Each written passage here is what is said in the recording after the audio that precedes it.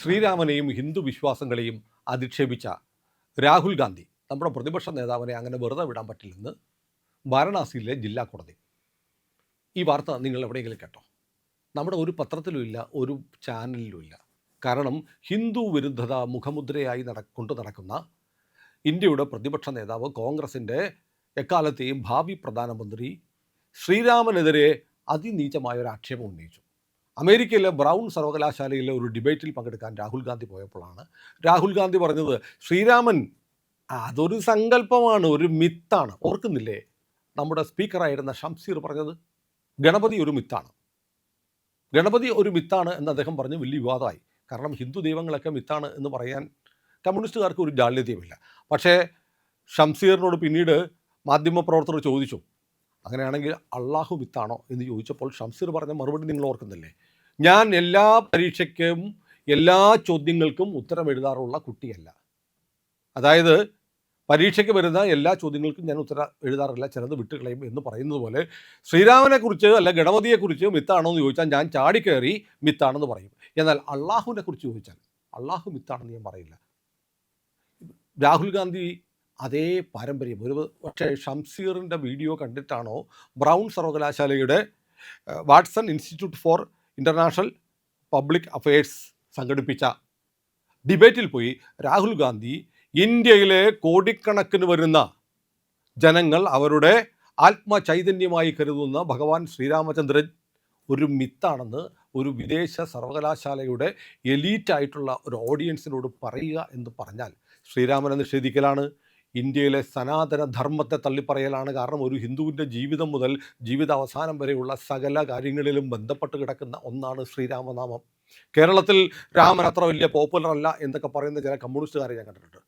കേരളത്തിലും രാമൻ പോപ്പുലർ ആണെന്നേ. കേരളത്തിലും രാമനാമം ചൊല്ലിയാണ് ഒരു ഹിന്ദുവിൻ്റെ ജീവിതം ആരംഭിക്കുന്നതും അവസാനിപ്പിക്കുന്നതും. ഇത് എല്ലാവർക്കും അറിയാം. ശ്രീരാമൻ്റെ ക്ഷേത്രങ്ങൾ ഒരുപക്ഷെ കേരളത്തിൽ കുറവായിരിക്കാം, പക്ഷേ ശ്രീരാമനാമം മാറ്റിവെച്ചിട്ട് ശ്രീരാമ ചിന്തകളില്ലാതെ ഹിന്ദുവിന്, കേരളത്തിലും സനാതനിയായ ഒരു ഹിന്ദുവിന് ജീവിതമില്ല. ശ്രീരാമൻ സർവ്വവ്യാപിയാണ്. ഹിന്ദുവിൻ്റെ ജീവിതത്തിൻ്റെയും ചിന്തയുടെയും ആത്മാവിൻ്റെയും ഭാഗമാണ് ഭഗവാൻ ശ്രീരാമചന്ദ്രൻ.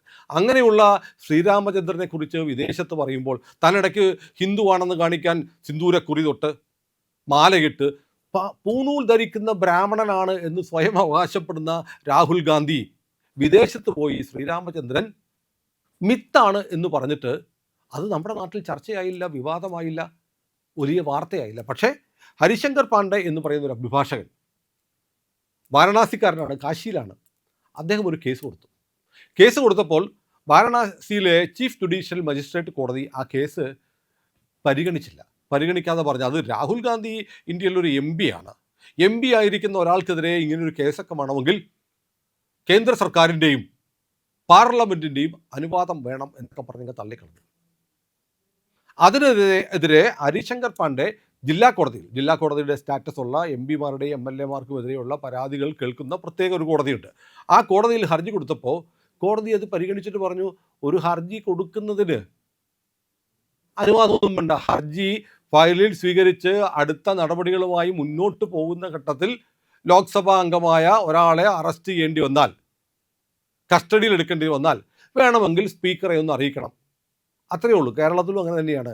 MLA-മാരെ ആരെങ്കിലും അറസ്റ്റ് ചെയ്യണമെങ്കിൽ സ്പീക്കറുടെ അനുവാദം വാങ്ങുക എന്നുള്ളൊരു നടപടിക്രമമുണ്ട്.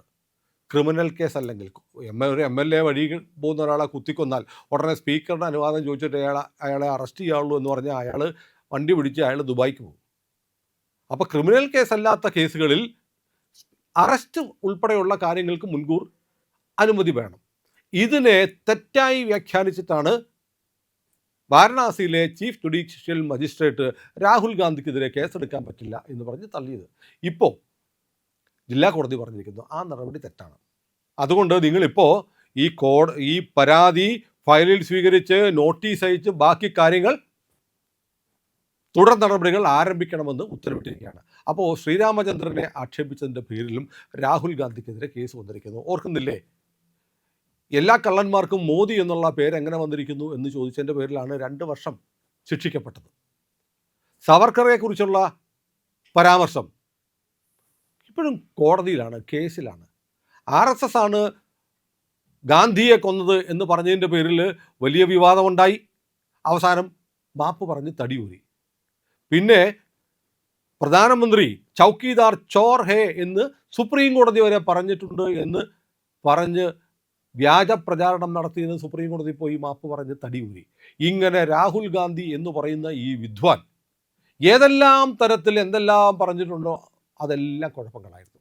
മറിച്ച് രാഹുൽ ഗാന്ധി ഇന്ന് വരെ ഇസ്ലാമിക വിശ്വാസം അനുസരിച്ചുള്ള ഏതെങ്കിലും കാര്യം മിത്താണെന്ന് പറഞ്ഞിട്ടുണ്ടോ? ഏതെങ്കിലും ക്രൈസ്തവ വിശ്വാസപ്രകാരമുള്ള കാര്യം മിത്താണെന്ന് പറഞ്ഞിട്ടുണ്ടോ? രണ്ട് മതത്തിലും മിത്താണെന്ന് പറയാനുള്ള ഒരുപാട് കാര്യങ്ങളുണ്ട്. ഈ രണ്ട് മതങ്ങളുടെ അസ്തിത്വം തന്നെ ചോദ്യം ചെയ്യുന്ന തരത്തിൽ അവരുടെ ചില വിശ്വാസങ്ങളെ ചോദ്യം ചെയ്യാൻ പറ്റും. എല്ലാവർക്കും അറിയാം, ഞാനത് പറയുന്നില്ല. ഇസ്ലാം മതത്തിലാണെങ്കിൽ ഇപ്പം മിത്താണ്, അന്ധവിശ്വാസമാണ്, അശാസ്ത്രീയമാണ് എന്നൊക്കെ പറഞ്ഞെങ്കിൽ എന്തിനാണെന്നേ ഈ ഹജ്ജിന് വിമാനം പിടിച്ച് മക്കയ്ക്ക് പോകുന്നത്? സാത്താനെ കല്ലെറിയാനാണ്.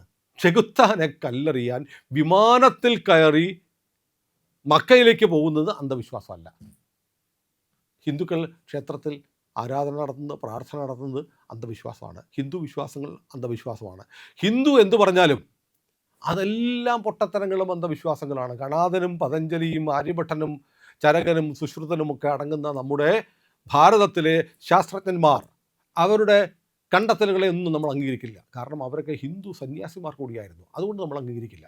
അതേസമയം കുതിരയുടെ ഉടലും മനുഷ്യൻ്റെ ശിരസുമുള്ള ഒരു പ്രത്യേക ജീവിയുടെ പുറത്ത് കയറി ബഹിരാകാശത്തേക്ക് യാത്ര നടത്തിയെന്നും ചന്ദ്രനെ രണ്ടായി വെട്ടിപ്പിളർത്തിയെന്നും പറഞ്ഞാൽ അത് അന്ധവിശ്വാസമല്ല, അത് വിശ്വാസമാണ്. അവരുടെ വിശ്വാസം, അവരുടെ വിശ്വാസത്തെ ചോദ്യം ചെയ്യാൻ പാടില്ല. ചോദ്യം ചെയ്യാൻ പറ്റുന്നത് ഹിന്ദുവിൻ്റെ വിശ്വാസം മാത്രം. ഹിന്ദുവിൻ്റെ വിശ്വാസത്തിന് തുടാപ്പിക്കും തളപ്പെട്ട് കയറാം, ഇവാഞ്ചലിസ്റ്റിനും തളപ്പെട്ട് കയറാം, കമ്മ്യൂണിസ്റ്റിനും തളപ്പെട്ട് കയറാം. കൂട്ടത്തിൽ രാഹുൽ ഗാന്ധിയും തളപ്പെട്ട് കയറും. രാഹുൽ ഗാന്ധിയെക്കുറിച്ച് പറയുമ്പം രാഹുൽ ഗാന്ധി ഹിന്ദു ആണോ എന്ന് എനിക്കറിയത്തില്ല, ക്രിസ്ത്യാനിയാണോ എന്ന് എനിക്കറിയത്തില്ല, പാഴ്സിയാണോ എന്ന് എനിക്കറിയത്തില്ല, മുസ്ലിമാണോ എന്നറിയത്തില്ല. ആകെക്കൂടി ഒരു മിക്സ് ആണല്ലോ മൂപ്പർ. കാരണം വംശാവലി എടുത്തു നോക്കിയാൽ നെഹ്റുവിനെ കുറിച്ച് നെഹ്റുവിൻ്റെ അച്ഛൻ മുസ്ലിം, മോത്തിലാൽ നെഹ്റു മുസ്ലിമാണെന്നുള്ള കഥയുണ്ട്. ഇന്ദിരാഗാന്ധി കല്യാണം കഴിച്ചത് പാഴ്സിയാണെന്ന് പറയുന്നു. പാഴ്സിയൊന്നുമല്ല, മുസ്ലിമാണെന്ന് പറയുന്നുണ്ട്. രാജീവ് ഗാന്ധിയുടെ ഭാര്യ ഈ രാഹുലിൻ്റെ അമ്മ ക്രിസ്ത്യാനിയാണ്. അപ്പോൾ ഇത് ഏതാണ് ജാതി എന്ന് ചോദിച്ചാൽ, ജാതി ചോദിക്കരുത്, പറയരുത് എന്നൊക്കെ നാരായണ ഗുരുദേവൻ പറഞ്ഞിട്ടുണ്ട്. പക്ഷേ ചില സമയത്തൊക്കെ നമ്മൾ അറിയാതെ പറഞ്ഞു പോകും. കാരണം അത്ര മാത്രമുള്ള പിതൃശൂന്യമായ കാര്യങ്ങളാണ് നടത്തുന്നത്. നിങ്ങൾ നിരീശ്വരവാദിയാണെങ്കിൽ, നിങ്ങൾ മതേതരത്വം ഉയർത്തിപ്പിടിക്കുകയാണെങ്കിൽ, നിങ്ങൾ അന്ധവിശ്വാസങ്ങളെ ചോദ്യം ചെയ്യുകയാണെങ്കിൽ, നിങ്ങൾ ശാസ്ത്രീയ സയൻറ്റിഫിക് ടെമ്പറിൻ്റെ ആളുകളാണെങ്കിൽ നിങ്ങളത് എല്ലാ മതങ്ങളിലും അപ്ലൈ ചെയ്യണം. ശ്രീരാമൻ മിത്താണെന്ന് പറയുന്ന ആളോട് അള്ളാഹു മിത്താണോ എന്ന് ചോദിച്ചാൽ രാഹുൽ ഗാന്ധി എന്ത് പറയും? ആ ചോദ്യം കേട്ടതായി പോലും അയാൾ ഭാവിക്കില്ല.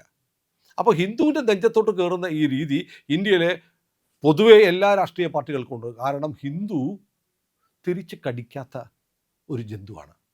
കാരണം ഹിന്ദുവിനെതിരെ പറഞ്ഞാൽ കൈ വെട്ടത്തില്ല, കാല് വെട്ടത്തില്ല, തല വെട്ടത്തില്ല. ഹിന്ദു അത് കേട്ടോണ്ട് നിൽക്കും. കാരണം ഹിന്ദുവിൻ്റെ വിശ്വാസം അങ്ങനെയാണ്. ഹിന്ദു സമാധാനത്തിൽ ജീവിക്കുന്നവരാണ്. തൻ്റെ ധർമ്മത്തെ ഇങ്ങനെയുള്ള അസുരന്മാരൊന്നും വിചാരിച്ചാൽ നശിപ്പിച്ച് കളയാൻ പറ്റാത്തതാണെന്നുള്ള വിശ്വാസം ഹിന്ദുവിനുണ്ട്.